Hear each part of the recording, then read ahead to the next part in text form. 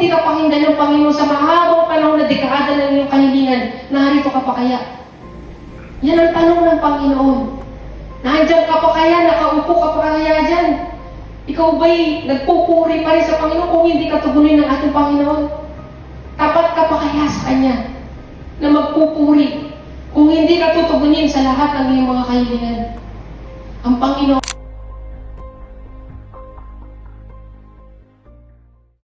Pahayag chapter 22 verse 10 to 15.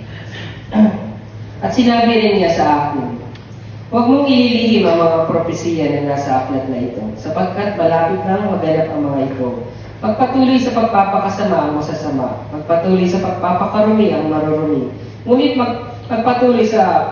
ang mga mabubuti magpatuloy sa pagpapakabuti at mga banal sa pagpapakabanal. At sinabi ni Jesus, makinig kayo, darating na ako. Dala ko ang mga gantimpala na bibigay sa bawat isa ayon sa kanyang ginawa. Ako ang Alpha at ang Omega, ang una at ang huli, ang simula at ang wakas. Mapapalad ang naglilinis ng kanilang kasuotan, sapagkat bibigyan sila ng karapatang pumasok sa lungsod at kumain ng bunga ng punong kahoy na nagbibigay buhay. Subalit may iwan sa labas ng lungsod ang mga asal-aso, ang mga makukulam, ang mga nakikiapid, ang mga mamatay tao, ang mga sumasamba sa Diyos-Diyosan, at ang mga sinungaling sa salita at sa gawa. Amen. Batay sa binasa natin sa aklat ng Pahayag, chapter 22, verse 10 to 15, ang title ng preaching ngayon ay magpatuloy sa pagkakatawag hanggang sa makamit ang gantimpala. Amen. Bago natin umpisa nito, ang salita ng Diyos sa pakikinig natin, umaasa ako na bawat salita na ating mapapakinggan ay magsabi tayo ng amen. At sa gayon, pinapatunayan natin na ang bawat salita na ating pinapakinggan ay naniniwala tayo sa pamamagitan ng pagsasabi ng amen. Kaya nga sinasabi ng Biblia, itinuturo niya sa atin na lahat ng salita na kung tayo man ay tumatanggap sa salita ng Diyos, magsasabi tayo ng amen. Kaya umaasa ako na ang bawat isa sa atin, kapag naunawaan natin ang salita ng Diyos, magsasabi tayo ng amen. Amen. Amen. Noong panahon ng ating Panginoong Jesucristo ay naparito, siya ay nagpapagaling, binubuhay yung mga patay. May time doon na napakaraming mga tao na sumunod sa Kanya. Ang ginawa ng ating Panginoon, ito yung himala na ginawa ng ating Panginoon na nagpakain siya ng 4,000 katao sa pamagitan lamang ng 7 tinapay. Ginawa niya rin yun ulit nagpakain pa siya ng 7,000 sa pamagitan ng tinapay. So ginawa niya yun, umalis siya ng ibang lugar. Nung umalis siya, nalaman ng mga tao, wala na siya doon. Ang ginawa nila, sinundan siya. Nung pagpunta nila doon, natagpuan nila ang ating Panginoon. Ang sabi nila, Guro, kailan pa kayo nariyan? Ang sabi ng Panginoon, narito kayo, tinahanap niyo ako kasi hindi dahil sa nasaksihan niyo yung himala, hindi dahil na nananampalataya kayo sa akin. Narito kayo dahil nakakain kayo ng tinapay. Yun ang sinabi ng ating Panginoon Jesucristo. Dahil ang ating Panginoon, umaasa siya na sa bawat himala na pinapakita sa atin ng ating Panginoon, magkakaroon tayo ng pananampalataya. Hindi tayo aasa sa mga tinapay lamang na ating natatanggap, kundi magkaroon tayo ng tunay na pananampalataya. Kaya sinabi ng ating Panginoon, pakatandaan ninyo, malibang kainin ninyo ang laman ng anak ng tao at inumin ang kanyang dugo, hindi kayo magkakaroon ng buhay. Ang kumakain ng aking laman at umiinom ng aking dugo ay may buhay na walang hanggan. At muli ko siyang bubuhayin sa huling araw.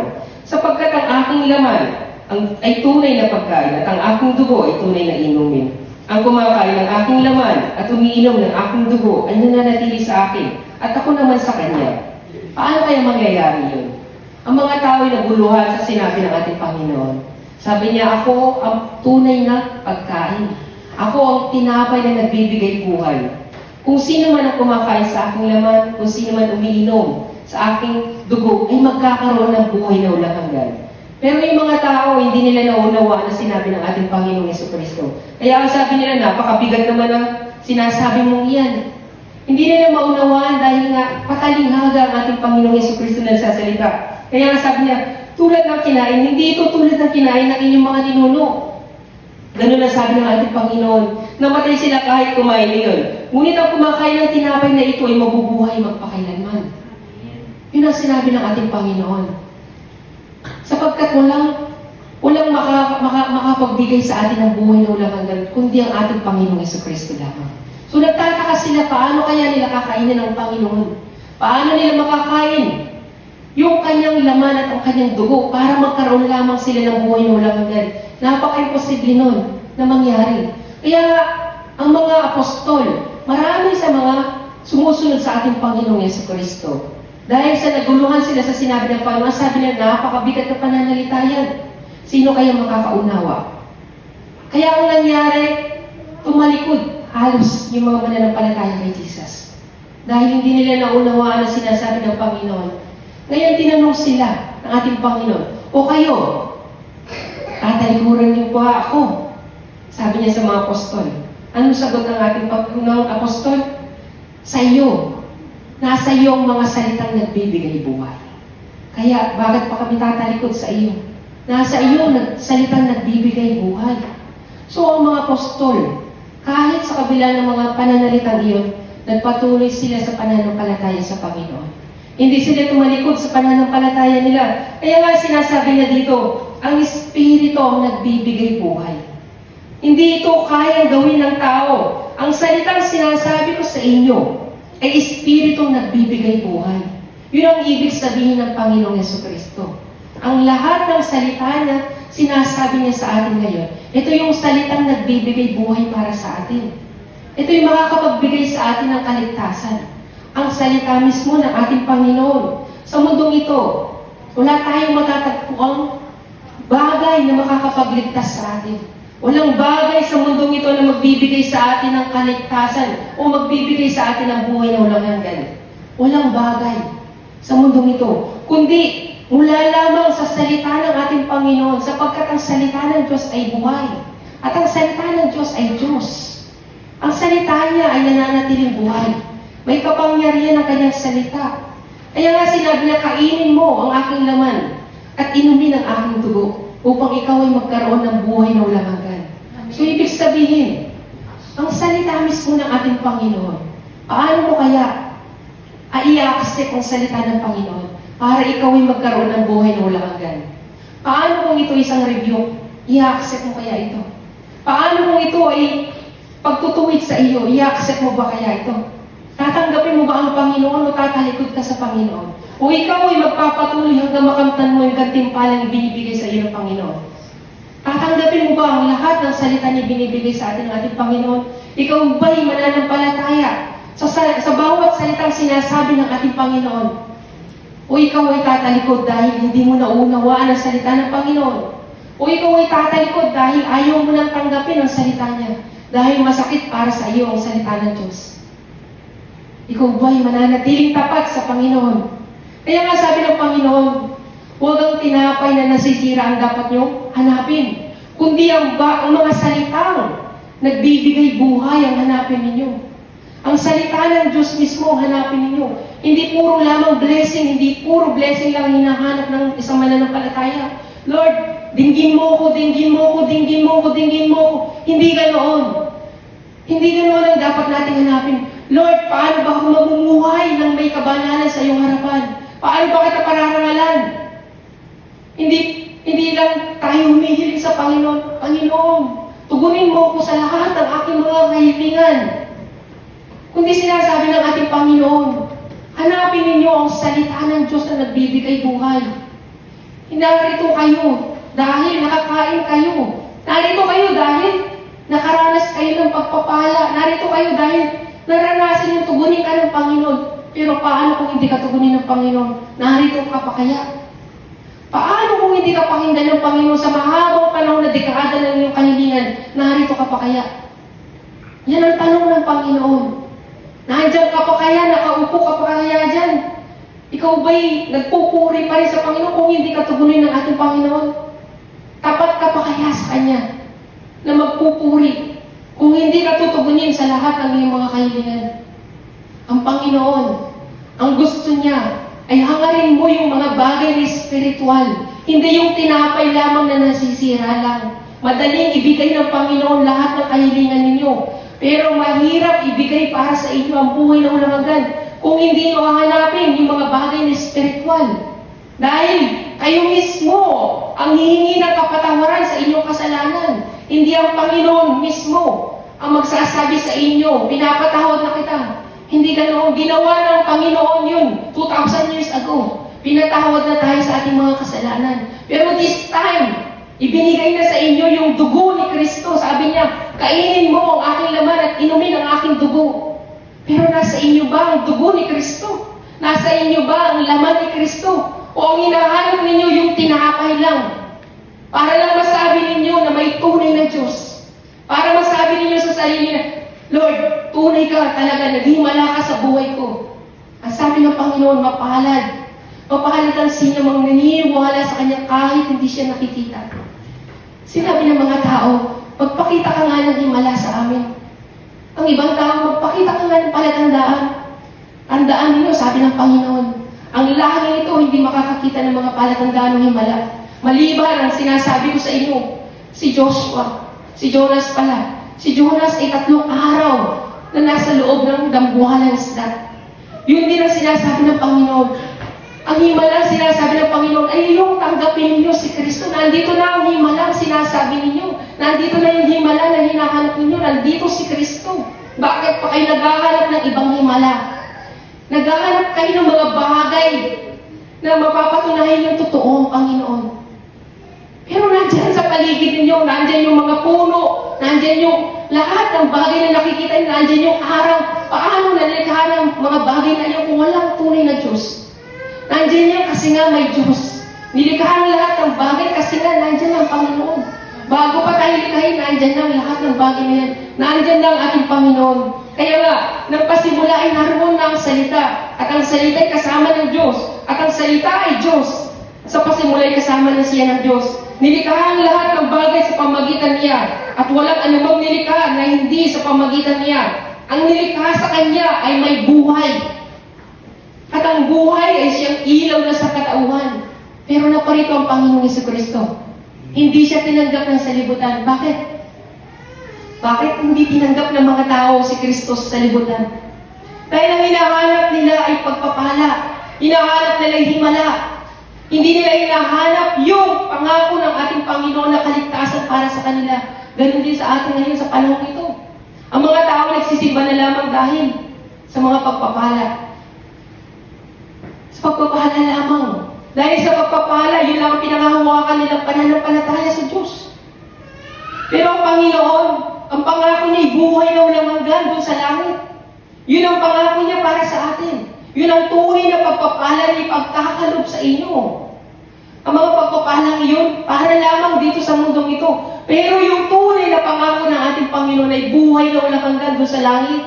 Dapat yun ang ating kamtan. Yun ang naisin natin sa buhay natin. Alam natin na ang salita ay nagkatawang tao, sinanirahan sa piling natin. Nakita ng tao kung gaano yung kagandahang loob ng ating Panginoon. Tapos po siya ng Espiritu Santo. Pero sa kabila nun, hindi pa rin naniwala ang mga tao. Ipinapako pa rin siya sa krus. Ginawa nila yun dahil alam nilang tama yun. Hindi sila naniwala sa lahat ng mga nakita, sa lahat ng mga narinig nila sa salita ng ating Panginoong Jesucristo. Walang ni isa man sa kanilang naniwala. Ang ginawa nila, hinamak nila si Kristo. Ginawa nila dahil iniisip nila na si Kristo ay isang nagpapanggap lamang na Diyos. Hindi sila naniwala sa ating Panginoon.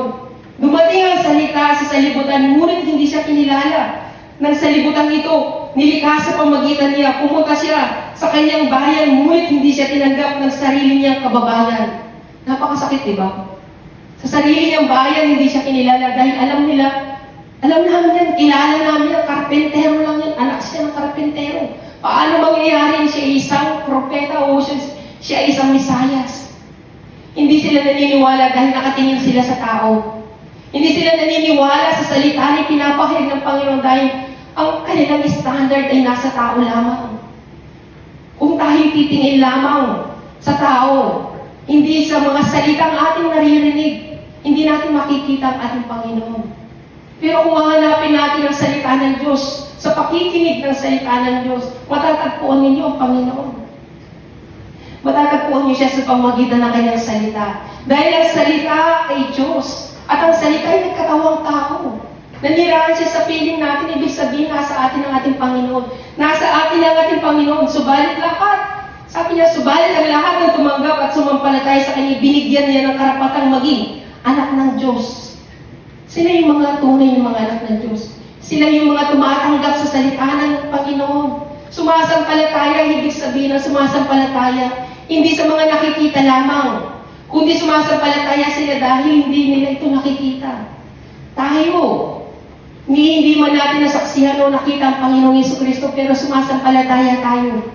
Tayo'y tinuring ng ating Panginoon, binilang niya tayo maging tayo mga anak ng ating Panginoon. Tandaan ninyo, yung oras, yung araw, hindi natin ito kayang pigilan. Ang oras at ang araw ay dire-diretso lamang. Hindi ito kayang pigilan. Kahit patayin mo pa alisin mo pa yung battery ng relo, dire-diretso ang oras. Hindi ito mapipigilan. Ganyan din ang buhay ng tao. Ang buhay ng tao ay dire-diretso pero may hangganan. Darating ang panahon, tayong lahat ay papanaw. Hindi natin alam, hindi natin maalis sabihin, malakas ako, bata pa ako. Paano ba natin matatanggap yung pangako ng ating Panginoon na buhay na walang hanggan? Kung dito sa mundong ito ay nabubuhay tayo na punong-puno ng kahirapan, punong-puno ng mga problema. Sabi nga ng ating Panginoon, ang Espiritu ay nagbibigay buhay. Hindi ito kayang gawin ng tao. Ibig sabihin, hindi sa pamagitan natin na sa sariling gawa natin ay magkakaroon tayo ng buhay na walang hanggan. Kundi, sabi niya, ang salitang sinasabi ko sa inyo, Espiritong nagbibigay buhay. Yun ang nagbibigay buhay sa atin. Ang salita mismo ng ating Panginoon. Ang ating katawan lupa ay pinapakain ng naayon sa nais ng ating katawan. Kung ano yung kailangan ng ating katawan, yun ang pinapakain natin. Pero ang ating espiritu, ano kaya kailangan niya para ito'y mabuhay? Mismo, ang kakainin ng ating espiritu ay salita mismo ng Diyos. Sapagkat ang salita niya mismo, sinabi niya, ang nagbibigay buhay. So kailangan ng ating espiritu ay ang salita mismo ng Diyos. Kahit napakainin pa natin ang pakainin ng ating katawan lupa, kung hindi naman natin pinapakain ng ating espiritu, sa palagay niyo ba mabubuhay yan? Kung ang ating katawan lupa nga, hindi ayaw natin pagutumin.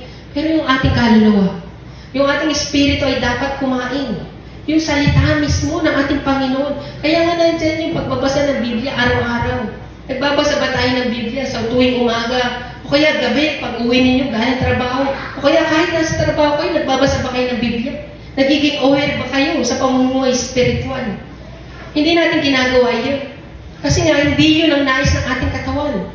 Nagnanais ang ating espiritu na kumain, pero hindi natin ito pinapakain dahil mas nangingibabaw sa atin yung hilig ng laman. Ibig ko sabihin ng hilig ng laman, kung ano yung nais ng ating katawan, ay ayaw naman niya sa pamumuhay spiritual. Ayaw ng katawan natin na mamuhay sa spiritual. At ang espiritu natin ay gusto niya mamuhay na may kabanalan, pero naglalaman ng dalawang ito.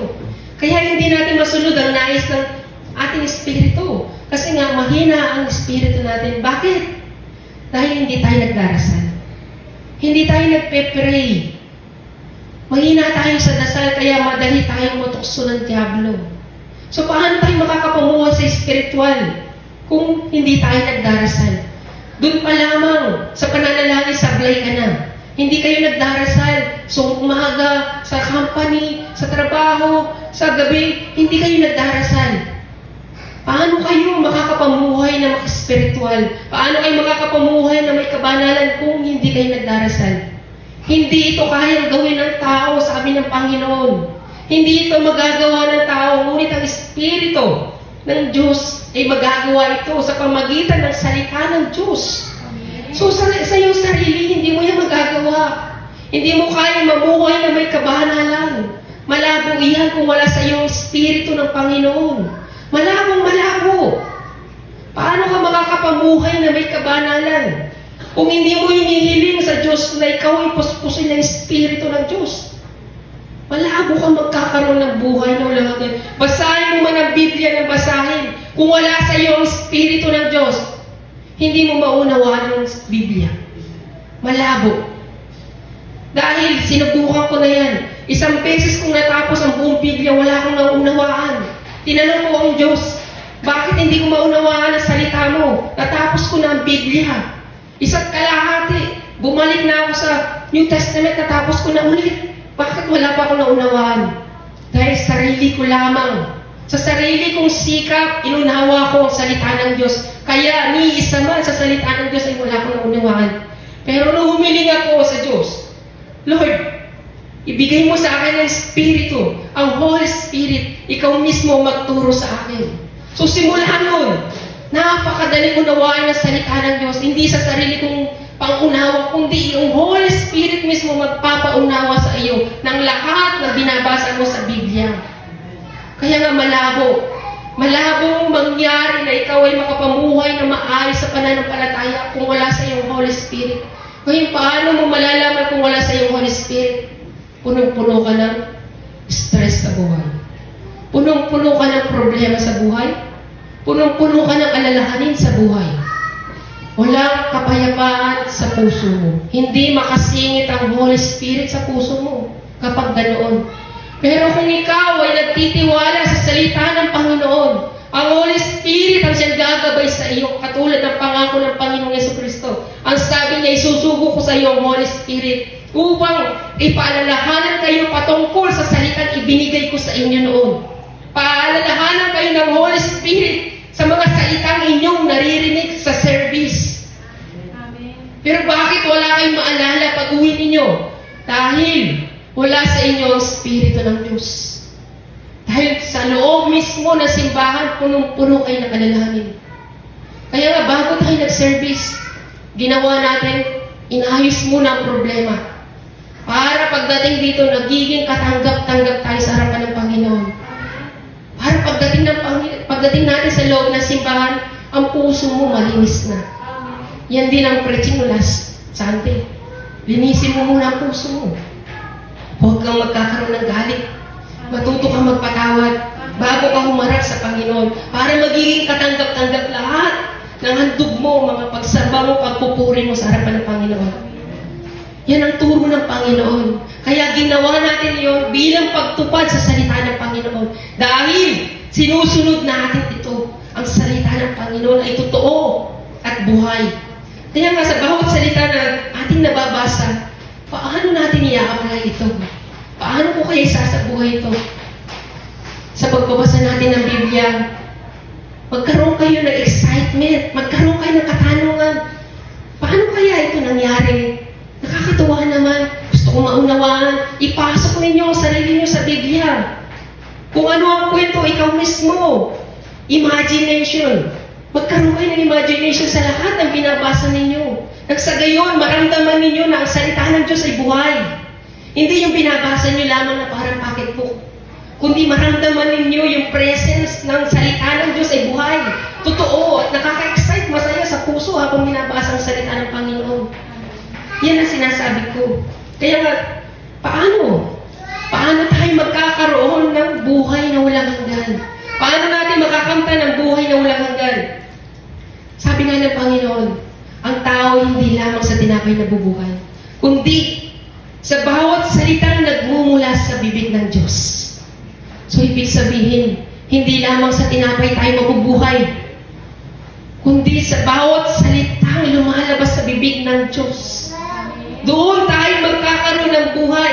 Kaya nga sabi niya, ito ang ibig ko sabihin, mga kapatid, ang binubuo ng laman at ang dugo ay hindi maaring makabahagi sa kaharian ng Diyos. At ang katawang panlupa ay hindi maaring magmana ng buhay na walang hanggan. So ang ating katawang lupa ay hindi magmamana ng buhay na walang hanggan. Sino magmamana? Yung Espiritu mo. Dahil itong katawang lupa na ito ay mamamatay. Ngunit ang ating Espiritu ay mananatiling buhay. Hindi niyo ba alam? Nung nilikha si Adan, siya ay mula sa alabok lamang. Nilikha siya na walang buhay. Mula pa lamang siya sa alabok. Pero iba siya sa lahat ng nilikha ng Diyos. Ang lahat ng bagay dito sa mundong ito ay nilikha sa pamamagitan ng salita ng Diyos. Nung sinabi ng Panginoon, magkaroon ng mga isda, magkaroon ng mga ibon, nagkaroon ng mga ibon. Pero, nung nilikha niya ang tao, hinubog niya ito sa wangis niya. pero wala pa itong buhay. Paano ito nagkaroon ng buhay? Hindi ito katulad ng ginawa niya sa mga hayop. Hiningan niya ito sa ilong. Ibig sabihin, hiningan niya ito sa ilong. Mula sa Diyos mismo yung buhay natin. Hindi sa salita ng Diyos mismo, kundi mula sa hininga ng ating Panginoon, nagmula ang ating buhay. So, ibig sabihin lang nun, kung ang Diyos ay nabubuhay magpakailanman, kung ang Diyos ay walang katapusan, tayo man, ang ating espiritu ay walang kamatayan. Hindi ko sinasabi na tayo'y Diyos, kundi sinasabi ko na ang buhay natin ay mula sa ating Diyos. Ibinigay niya ito sa pamagitan ng hininga. So lahat tayo bahagi pala ng ating Diyos, kaya walang kamatayan ng ating espiritu. Pero ang ating katawang lupa ay may kamatayan. Yan ang sinasabi ng ating Panginoon na huwag ninyong hangarin yung tinapay lamang. Dahil ang tao hindi lamang sa tinapay nabubuhay, kundi sa bawat salita ng Diyos na lumalabas sa bibig niya. Yun ang hangarin natin, ang salita mismo ng ating Panginoon, sapagkat ang Diyos ay espiritu.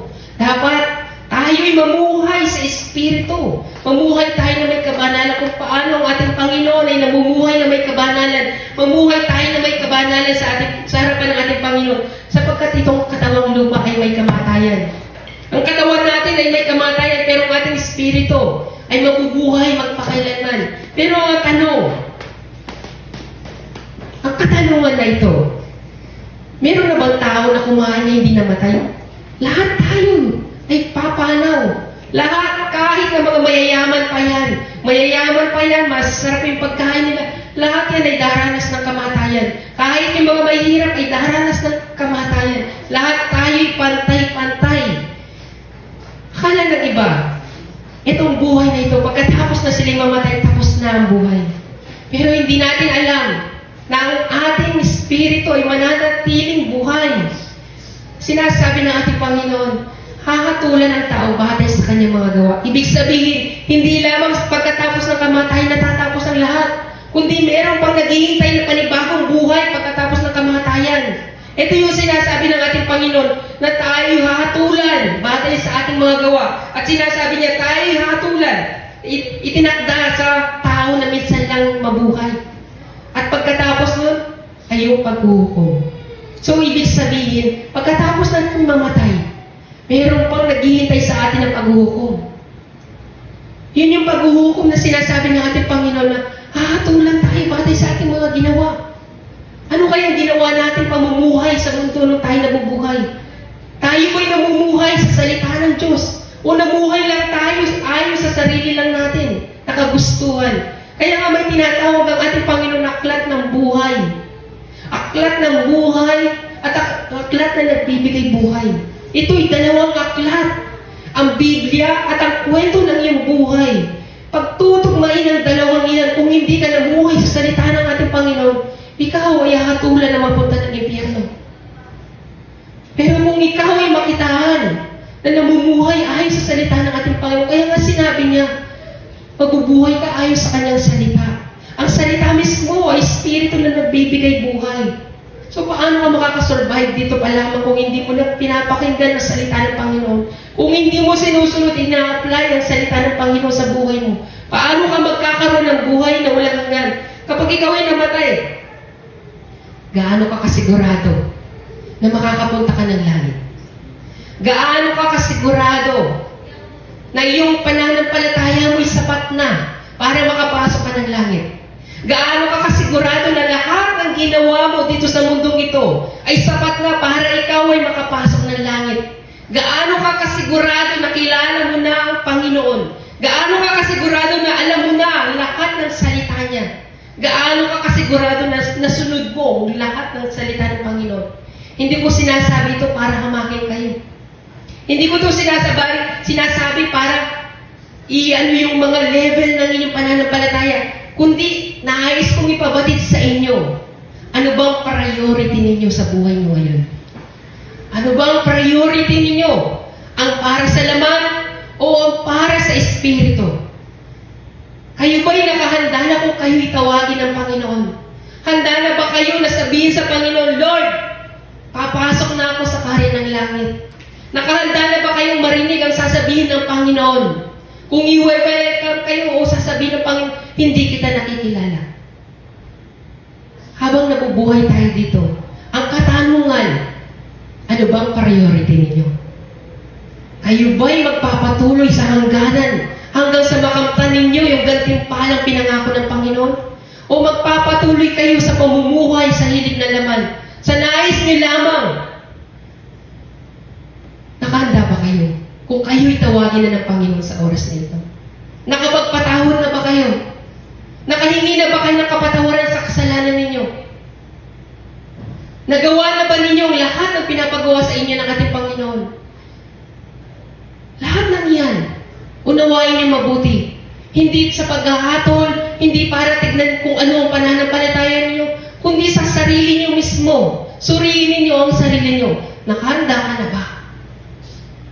Sapat na bang lahat ng ito para mapatunayan sa Panginoon, Lord?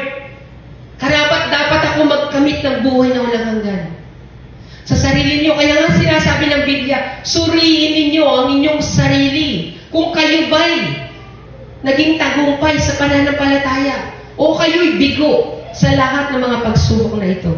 Kaya nasuriin natin ang mga sarili natin. Madalas naririnig natin sa mga tao yung ganitong bagay.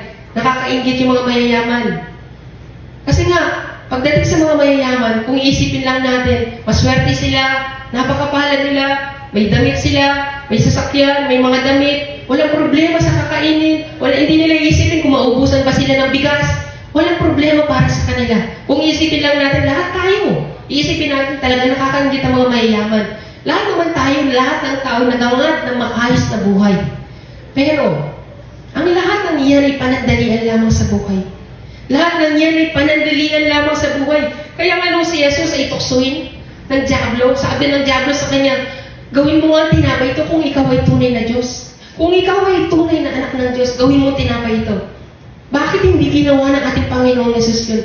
Gayong kaya naman niyang gawin tinapay ang bato. Gayong nakapagpakain siya ng 4,000 at 7,000 katao. Kaya niyang gawin yun, walang imposible. Pero bakit hindi ginawa ng Panginoong Yesus yun? Dahil hindi yun ang purpose niya dito sa mundong ito. Ang purpose niya ay iligtas ka. Iligtas ka niya sa kapahamakan sa impyerno, hindi para lamang sa tinapay. Hindi lamang para sa mga pagpapalang ibinibigay niya sa iyo, kundi para iligtas ka. Amen. Huwag tayong madaya sa mga pagpapala lamang. Huwag kayong magpadaya sa mga bagay na natatanggap ng sanlibutan ito. Hindi puro tinapay, kundi kaligtasan ng nais ng ating Panginoon para sa ating kaluluwa. Dahil ang katawang lupang ito, unawain ninyo, darating ang araw mamamatay. Para sa mga pagpapala kung ikaw ay mamamatay din naman. Kung walang kamatayan, mapalad ang taong mayaman. Kung walang kamatayan, mapalad ang taong tinutugon ng ating Panginoon sa lahat ng kanyang mga kahilingan. Pero dahil may kamatayan ang katawang lupa, para saan ang pagpapala? Para saan ang ginawa ng Panginoon? Ginawa niya yun para maligtas ang ating kaluluwa. Para tayo magkaroon ng buhay na walang hanggan. Kaya nga sinabi niya, dahil sa mga anak na tinutukoy niya ay tao. Naging tao rin siya, si Jesus, tulad nila may laman at may dugo. Ginawa niya ito upang sa pamagitan ng kanyang kamatayan, ay mawasak niya ang kapangyarihan ng Diablo. Kasi may kapangyarihan sa kamatayan at pinalayan niya ang lahat ng tao na habang panahon ay inalipin ng takot at kamatayan. Kaya huwag ninyong ikalulungkot yung mga bagay na wala kayo. Huwag ninyong ikalulungkot yung mga bagay na wala kayo at meron sila. Ikatuwa ninyo na meron kayong Panginoon sa buhay ninyo. Merong Diyos sa buhay ninyo na magbibigay ng buhay na walang hanggan. Ang katawang lupang ito, kaya nga sinabi niya, upang hindi na kayo matakot pa sa kamatayan. Ibig sabihin, wala dito sa mundong ito, kinakailangan ninyo matanggap yun sa pamagitan ng kamatayan. Kinakailangan nyo muna mamatay ang inyong katawang lupa para makamtan ninyo yung gantimpalan ng buhay na walang hanggan doon sa langit. Ibig sabihin, naisin ninyo yung langit, hindi yung lupa. Kahit gawin nyo pang lahat ng bagay sa mundong ito, kung wala naman kayong Diyos, walang kabuluhan lahat ng yan. Kahit mga pangarap niyo po ay matupad kung wala ang Panginoon. Walang kabuluhan ng lahat ng iyan. Tignan niyo si Lazaro. Siya'y tagtad ng sugat at siya'y pulubin. Pero nagkaroon siya ng buhay na walang hanggan. Dahil walang-wala siya, pero meron siyang Panginoon sa buhay niya. Tignan niyo ang mayaman. Napakayaman niya, sagana siya sa araw-araw. Nasa kanya ang salita ng Diyos, pero napunta siya sa impyerno. Nasa kanya lang ang salita ng Diyos. Hinawakan niya lang ang salita ng pinanghawakan niya lang na siya'y mula kay Abraham. Pero hindi siya nanampalataya sa Diyos, kundi sa kanyang kayamanan. Kaya saan siya napunta? Sa impyerno. Dito sa mundong ito, huwag kayong matakot na iiwan ang mundong ito. Dahil hindi ito ang pinangako ng Panginoon doon sa langit. Huwag ninyong ikatakot kung wala kayong susuotin. Huwag kayong matakot kung wala kayong kakainin. Ang ikatakot ninyo, yung mapunta kayo sa impyerno. Yun ang dapat ninyong ikatakot sa buhay nyo. Binuhay kayo muli. Sabi ng ating Panginoon, binuhay kayo muli na kasama niya si Kristo. Kaya ang pagtuunan ninyo ng isip ay ang mga bagay na nasa langit. Sa langit mismo, pagtuunan natin ng pansin na kinaroroonan ni Kristo. Na nakaupo sa kanan ng Diyos, ang mga bagay na panlangit ang isaisip ninyo. Hindi ang mga bagay na panlupa sapagkat namatay na kayo at ang inyong tunay na buhay na natatago sa Diyos kasama ni Kristo. Si Kristo ang inyong buhay at kapag siya nahayag na, darating din ang araw na kayo din ay mahayag kasama ng ating Panginoon. So, ibig sabihin, habang nabubuhay tayo sa mundong ito, ang dapat na natin pagtuunan ng pansin ay yung mga bagay sa langit. Hindi na sa mga bagay sa lupa. Although na nagtatrabaho tayo dito, dapat focus pa rin tayo sa salita ng ating Panginoon. Iniisip pa rin natin ang salita ng ating Panginoon. Ang kahirapan ay bahagi lamang yan ng buhay dito sa mundong ito. Kaya nga sabi niya, ang kahirapan at ang mga pag-uusig ay bahagi din yan ng pagkatawag sa atin ng ating Panginoon. Bahagi yan ng pagkatawag ng ating Panginoon upang hindi manghina ang sino man sa inyo. Dahil sa mga pag-uusig, alam niyo ang mga pag-uusig ay bahagi ng kalooban ng Diyos para sa atin. So, ibig sabihin, kalooban ng Panginoon. Yung mga pag-uusig na dumarating sa atin at ang mga kahirapan sa buhay natin, yan ay bahagi. Kapupuotan kayo dahil sa akin, dahil sa pagsunod ninyo sa akin. Ngunit, ang manatiling tapat hanggang wakas ay siyang maliligtas. Yan ang pangako ng ating Panginoon. Ngunit, kayo ba ay sumusunod sa salita ng ating Panginoon? Sino ba ang sinusunod ninyo? Ang salita mismo ng ating Panginoon? Sinusunod niyo ba ang salita ng Diyos? O sinusunod niyo lamang ang sarili ninyo? Ginagawa niyo lamang ang gusto niyong nais gawin. Hindi kayo namumuhay sa salita ng Diyos. Hindi kayo nagbabasa ng Biblia. Hindi kayo nagpe-pray. Araw-araw hindi kayo nagbabasa ng Biblia. Hindi niyo inaalala ang salita ng Diyos. Hindi niyo sinisikap na alalahanin yung salitang inyong narinig. Wala na. Pagkatapos ng service, nakalimutan na. Pag uwi ng bahay, hindi niyo iisipin, ano kaya yung naging preaching kanina? Hindi niyo na inaalala ang salita ng Panginoon. Dahil nakatuon na kayo sa mga bagay na panlupa. Hindi na kayo nakatuon sa mga bagay na panlangit na. Kaya nga sabi ng Panginoon, magpatuloy kayo sa hangganan hanggang makamtan ninyo ang gantimpala na ipinangako para sa inyo. Magpatuloy kayo sa hangganan. Kaya nga tayo, tignan ninyo, hindi natin nararanasan ng pag-uusig. Hindi ninyo nararanasan ang kapuutan ng mga tao. Bakit? Dahil hindi tayo sumusunod sa inuutos sa atin ng ating Panginoon. Sino ang mapupuot sa inyo kung hindi kayo nag-evangelize? Sino ang mapupuot sa inyo? Sino ang uusik sa inyo kung hindi naman kayo nag-evangelize? Alam niyo sa pag-evangelize namin sa Pilipinas, nung kami nasa ministry, sa pag-ministry namin, naranasan ko kung paano murahin sa salita ng Diyos. Dahil sa pag-evangelize, dahil sa salita ng Panginoon, tinanggap ko yung pagmumura ng mga tao. Andun yung pag-uusig, andun yung kamatayan, andun yung gusto kang patayin. Dahil sa pangangaral mo ng salita ng Diyos. Pero bakit hindi tayo inuusig? Bakit hindi napupuot sa atin ng mga tao? Dahil namumuhay lang tayo sa kagustuhan lang natin. Hindi tayo namumuhay ng spiritual. Hindi katulad ng mga naunang mananampalataya Ginawa nila ang lahat para lamang maipahayag ang salita ng Diyos kahit pa sa kamatayan. Pero tayo, mas pinipili natin ang buhay dito sa mundong ito. Na alam naman natin na ang pangako ng Panginoon ay doon sa langit. Bakit hindi natin umpisahan mag-evangelize? Bakit hindi natin isipin na evangelize natin ngayon? Bakit hindi tayo magplano kung sinong i-evangelize natin? Bakit hindi natin ipagdasal, Lord, tulungan mo akong mamit ko yung tao na pinadala mo para sa amin? Bakit hindi natin ipagdasal ang ganung bagay? Bakit hindi natin naiisip na, Lord, naway magpadala kayo ng maraming mga kaluluwa dito sa simbahan ito, nang sa gayon maraming maligtas? Bakit walang ganoon sa pag-iisip natin? Dahil lang iniisip natin, hinihiling natin mga bagay na panlupa, hindi mga bagay na panlangit. Hindi tayo pinamumuhian. Bakit sila namumuhi sa atin? Dahil sa ugali natin. Namumuhi ang mga tao dahil sa mga pag-uugali natin. Namumuhi sila dahil nakikita nila walang pagbabago sa buhay natin.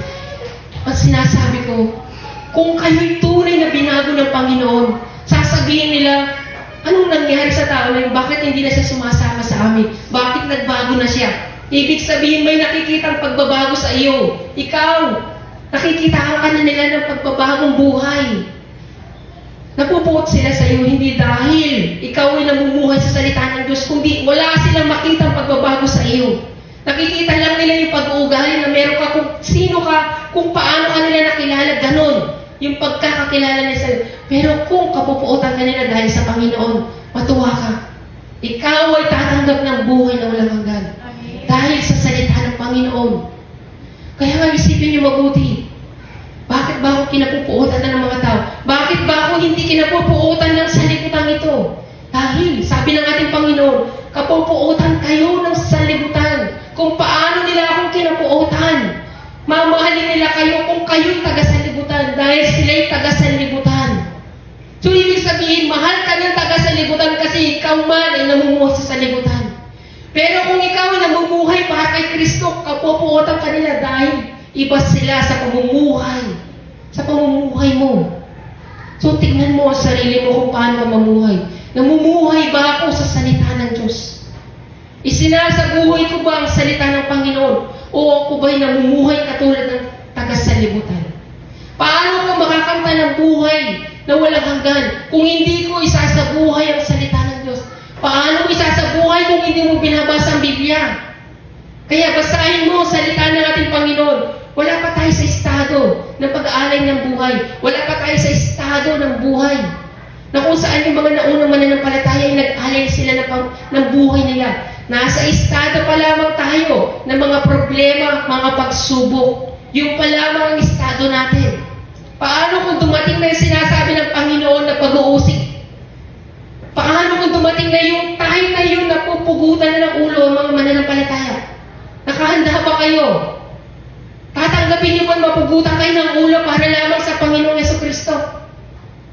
Tatanggapin niyo ba, papipiliin kayo ng mga tao, si Kristo mo, itong tao na ito, pipiliin mo? Kung handa kayo, handa ang inyong puso. Sabi ng Panginoon, pagdating ng huling araw, hindi na kayo mabibigla dahil alam na ninyo ang salita ng Panginoon. Pero dahil hindi pa natin naunawaan ang salita ng Panginoon, hindi pa natin iniisip ang salita ng Panginoon, hindi nakahanda ang ating puso pagdating ng Panginoon. So ngayon pa lamang ihanda na natin ang ating puso. Ihanda na natin ang ating kaluluwa. Yung salita mismo ay hanapin natin. Naisin natin ang salita ng ating Panginoon. Kaya nga, mga kapatid, ang bawat salitang inyong naririnig, pahalagahan ninyo sa buhay ninyo. Upang kayo'y magkaroon ng buhay na walang hanggan. Huwag ninyong tignan yung tao, kundi tignan ninyo yung salita ng Panginoon na nagbibigay buhay para sa atin lahat. Yan ang tignan ninyo. Manampalataya kayo sa bawat salita ng ating Panginoon. Maniwala kayo sapagkat ang salita niya ay Diyos na buhay. Hindi ito salita ng tao, kundi salita ito ng Diyos na nagbibigay buhay katulad ng binasa natin ngayon. Ang Espiritu ang magbibigay buhay, hindi ito kayang gawin ng tao. Ang salitang ipinapahayag ko sa inyo, ang Espiritu ang nagbibigay buhay. So, kainin ninyo ang laman ng Panginoon.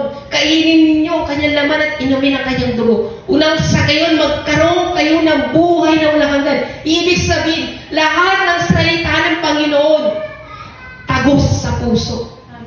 Hindi sa tenga. Ibig sabihin, pumasok iyon. Kinain ninyo ang salita ng Panginoon. Pag kinain nyo yun, isa sa buhay nyo yun. Kaya nga pahalaga ninyo bawat salita ng Diyos.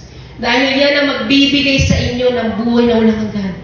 Yan din ang magpapatunay sa huling araw na kayo'y namuhay sa salita ng Diyos. Kaya mga kapatid, isipin natin, kung tayo ba'y namumuhay sa salita ng Diyos, saan man kayo makarating, isipin ninyo kung kayo ba, kung paano nyo isasabuhay ang salita ng Diyos. Bitbitin ninyo sa company ang Biblia. Bitbitin ninyo sa company. Alam niyo sa company, tag-isa kami ng asawa ko ng Biblia. Sa company, tag-isa kami ng Biblia. Nagbabasa. Bitbit ng asawa ko saan man siya makarating ang Biblia. Nandun sa bag ko yung Biblia saan man makarating. Bitbitin ninyo ang Biblia. Makalimutan na ninyo ang cellphone niyo, ang Biblia, basahin ninyo. Magkaroon kayo ng time sa pagbabasa ng Bible. Huwag ninyong kalimutan yung salita ng Panginoon sa buhay ninyo. Dahil yan, aalalahanin kayo ng Panginoon sa huling araw. Kung hindi nyo siya kakalimutan. Kaya mga kapatid, tayo lahat ay manalangin.